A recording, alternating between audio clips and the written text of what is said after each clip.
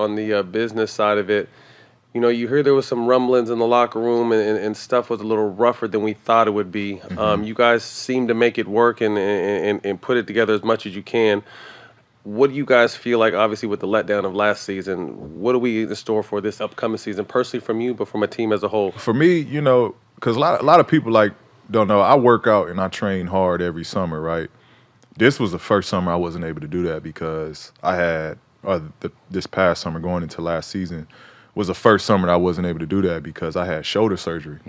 So I missed a whole summer of training. And so when I came back, the team was already, you know what I mean, rolling. They already got, you know what I mean, we started off okay, but we didn't start off as well as we wanted to. But I feel like they already had a little chemistry going. And so when I came into the mix, I missed I missed that time in the summer of playing pickup ball, hooping, getting a rhythm, getting a flow, working on my game. The timing right. The timing right. So when I came back into the league and started playing again, I just felt off. Like I didn't feel like a part of the team. And then, you know, the way I was being used, I felt like I was, you know, Doc was trying to play me as like a Ray Allen or like a JJ Redick, like all pin downs, all like, I can do it, but that ain't my game, right? You know what I mean? I need some flow. I need some mixes of pick and rolls. I need some post-ups. All that. Just different touches, you know what I mean? And so it was just, you know, that last season was just hard overall. But I think for this year, everybody's starting off on a healthy page. We're starting off on the same page. Me and Kawhi going to get some time together working out. I think everything is just not rushed going into this season. I felt last year everything was kind of I think rushed. it happened for a reason. I think y'all going to benefit from that because going through the wars and the struggles and the ups and downs I went through in the bubble, now y'all coming out to start again with a new coach, with a fresher-minded coach, with a guy who y'all probably could communicate more with because he's more close to our age. And we kind of, you know what I'm saying, we come from that same era. But I think y'all benefit from those hard times that y'all come together more this year because y'all starting from scratch. Right. Being in training camp together, it makes a big difference, bro. Right. It makes a big difference for a team going together. And once y'all get that, I think y'all be fine. Right. And I just think the understanding, I mean, you got to think for the first time, the Clippers were picked to win a championship. When was the last time you ever heard that? Right. Never. You know what I mean? So a lot of added pressure on that. And then, like you said, not being able to gain that chemistry from the jump. And people can say what they want. Chemistry is the key to winning championships. I don't give a fuck what nobody says. The chemistry's got to be there. Right. You know, at least while you're playing. And to not have that was tough, you know. But I was someone who picked you guys. I thought you guys were built to beat who we thought was going to be in the West Finals. And I'm sure you felt the same way. How tough was it going in and having that lead on Denver and then seeing them walk y'all down and walk y'all out pretty much? Yeah, it was tough because like, you know, we was confident. We felt like, you know, we went up 3-1. We felt like, you know, we gonna win the next one. We lost. We like, cool, we up 3-2. We gonna win the next one. We lost. But during that whole process, like we never worked on adjustments. We never worked on what to do differently. We just literally having the same shit happen over and over again. So it started to play a trick on you. Like, man, like what's going on? Like, you know what I mean? We talking amongst each other. Like the conversations is like, nah, we gonna be all right. The conversation should have been like, nah, we need to change this. Yeah, we need to switch this up. So we wasn't like, at the end of the day, I don't think we deserved it. We wasn't prepared enough going into it. Just us making an adjustment standpoint. We wasn't prepared. We didn't put the work into it. It was kind of just like, yo, we got PG, we got Kawhi, we got Lou, Trez. Like we gonna be straight. We gonna figure it out. All that shit on paper looks good, It but like look we good, said, man, but it's man, that you chemistry. don't like. And I related to, like, we didn't practice during the whole year, and that's hard to do when you putting a fresh new group of team guys together, together. Yes, sir. Because the problems you have during games, those supposed shits to can be get able to work ironed out. out in practice. You know what I mean? You're going to bump heads in practice, but you're going to come out of that practice like, Better and okay, I understand it. understand this dude. I know where he's coming from. When it happened during games, it's going to rub a little differently because Hard to come back from that doing it. it's hard to come back from that, especially in the playoffs. Heat of the moment, yeah. Right. And you like, well, okay, that's what he on. So, all right, I got you.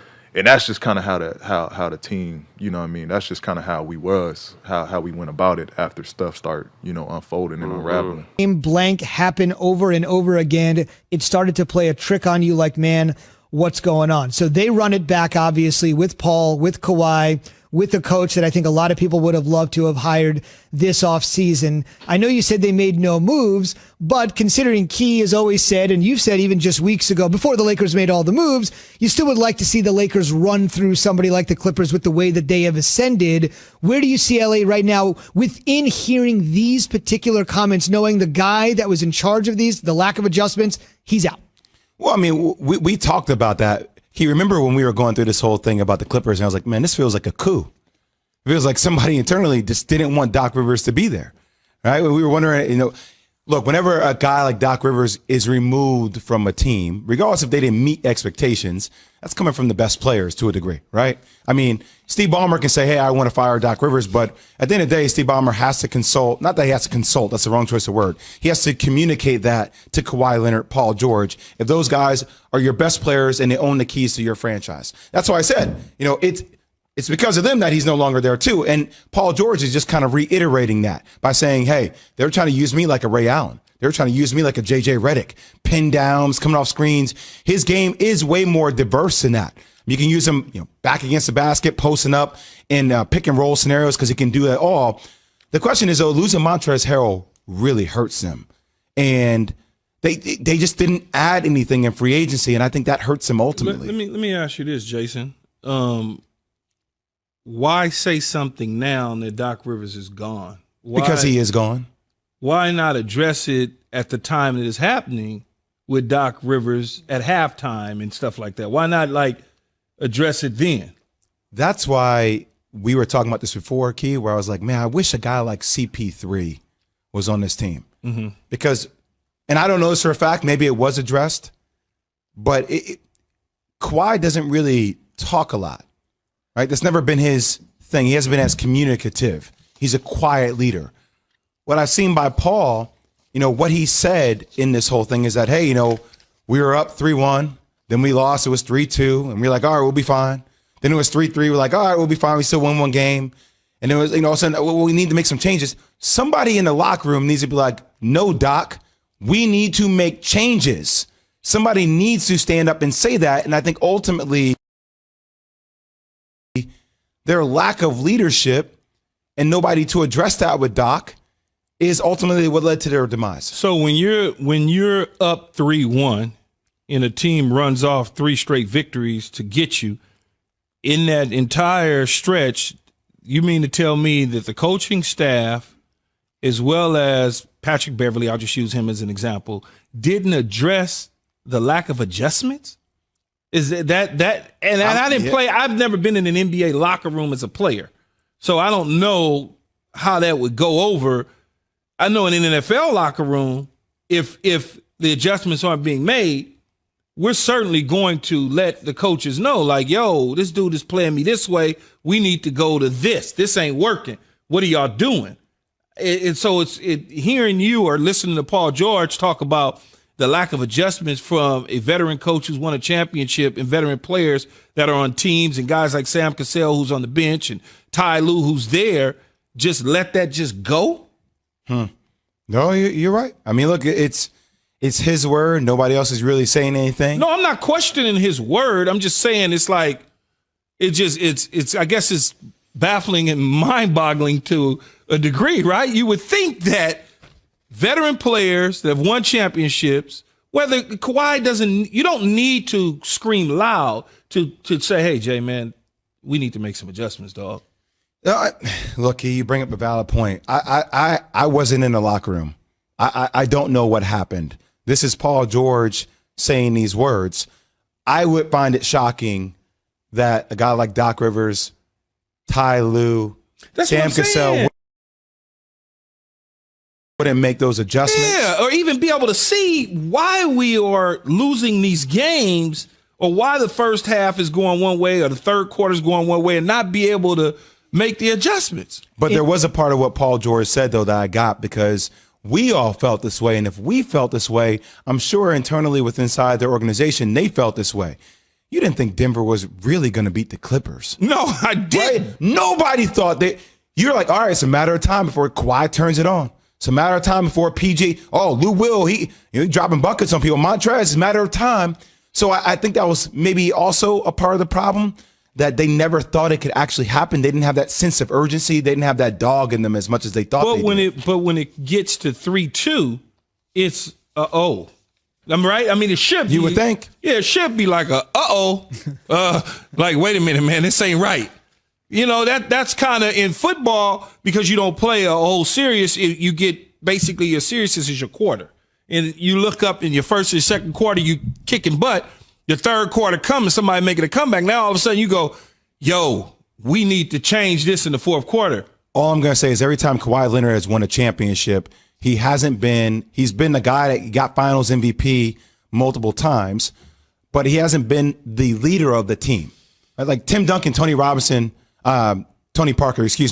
leaders of the San Antonio Spurs. That would be a good player, Tony Robinson. Leader, he's a guy I actually competed against in high school. He went to UConn and I didn't. Anyway, it's funny how you remember things like that. T. Robinson, respect to you. But he wasn't the guy in San Antonio, right? Like leadership-wise, that was Tony Parker, Manu Ginobili, Tim Duncan.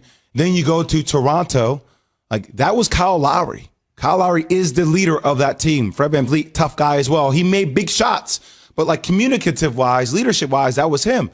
And now you come to the Clippers, like who is that guy? Like who was a guy grabbing people in the huddle saying, nah, you ain't going to do it this way? So who's the leader now? That's always been a question. That's why I thought they needed a guy like CP3. I still don't know who the leader of the Clippers are right now. Is the voice, scratch that. Ty Lue. Scratch that. Is the leader Ty Lue and the voice Ty Lue now? It has to be. I mean, unless Paul George continues to step up and say, this is my team. Yeah. I don't know, understanding personality traits, who the leader is in the locker room. I see how Pat Bev talks to everybody, but I don't know. Does he lead them? He annoys me. I like him. Well, that's what I'm saying. Like, I know Dame leads the Portland Trailblazers. I know LeBron leads the Lakers. I know Jamal Murray and Jokic lead the Denver Nuggets. I don't know who leads the Los Angeles Clippers. I would love to play with Patrick Beverly, just not against him, because he would make me mad. Two quick things I would just mention, just from the fan perspective. I would never think it would be Paul George's team as long as Kawhi Leonard is on the roster. That's just from a fan perspective. And also, this is a Waterloo season for the Clippers. Remember, if this thing doesn't work out, it doesn't blow up, these guys can just walk out the door, and everything the Clippers did to acquire these two guys, it could be over at the end of next season. You say that because Kawhi Leonard's the best player. Indeed. Right? The best player always isn't the leader. Fair enough. But the top players, though, like LeBron is the leader. Dame is the leader. Like certain other guys are the leader. I'm not sure. I think that's still a question mark about Kawhi. Very fair. Kawhi could join the Lakers, man. We ain't, we'll take him. Keys tampering. Unbelievable. It's unbelievable. All right. So speaking of leaders, who is the leader in the clubhouse for our poll question this morning? You can answer in any way you want. Essentially, we're just asking you, fellas, what's the best running back, wide receiver